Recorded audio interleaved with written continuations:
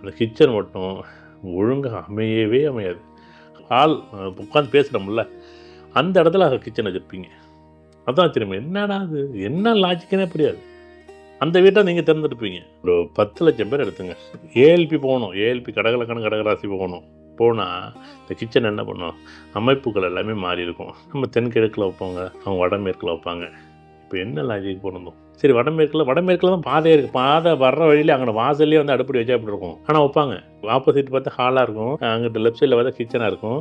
அதே ஃப்ரண்டில் போனால் அங்கேயே வந்து சாப்பிட்ற இடமா இருக்கும். அதுக்கு அங்கிட்டு தான் மெயினான ரூமு, மெயினான ஹாலாக இருக்கும். அது பார்த்தீங்கன்னா ஆச்சரியமாக இருக்கும். இல்லை சார், எங்கள் இன்ஜினியர் அப்படி தான் சார் கட்டினார். அந்த வீட்டை நம்ம தேர்ந்தெடுப்போம். கடகலக்கணம் கடகராசி உண்மையிலே பயன்படுத்திக்கணும். இருக்கக்கூடிய இடம் வந்து பங்களா தான். பயன்படுத்தினா சந்தோஷம். உண்மையிலே கோவில் தான் அது. 10 ரூமா இருக்குது, 16 10 ரூமா இருக்குது, 22 10 ரூமா இருக்குது, 60க்கு 60 40க்கு 60 அப்படின்னு ஒரு இடமா இருக்குன்னு வச்சுக்கலாம்.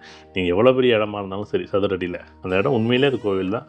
பயன்படுத்தணும். பயன்படுத்தினா அது ஒரு பொக்கிஷன் தான். இந்த கடகலக்கணத்தை பொறுத்தளவுக்கு நம்ம எப்படி பயன்படுத்துகிறோங்கிற விஷயந்தான். ஒரு பூ இருக்குது, பூவை சாமிக்கும் வைக்கலாம், பூவை கீழே வைக்கலாம், இல்லை தலையிலையும் வச்சுக்கலாம். நீங்கள் எங்கே வைக்கிறீங்கிற பொறுத்து இருக்குது. சாமி வைக்கும்போது கையெடுத்து கும்பிடுது அதே பூவு, இது கீழே வைக்கும்போது அது ஏதோ பூவாக கீழே விழுந்து கீழே கிடக்கு அப்படின்னு போகும். அதே பூ தலையில் வைக்கும்போது அது சந்தோஷமாக இருக்குது, அழகாக இருக்குது. அவ்வளோதான விஷயம். பூ எங்கே வைக்கணும்னு அதுதான் தெரியலைங்க. அதுதான் கொஞ்சம் பாருங்கிறேன். அது என்னென்னா, இந்த ஜோதிடம் படிக்கும்போது தானே தெரியுது, இந்த பூ எனக்கானது இல்லை கடவுளுக்கானது, இந்த பூ எனக்கானது அப்படின்னு பிரித்து பார்க்க தெரியலை. நம்ம என்ன பண்ணுறோம்,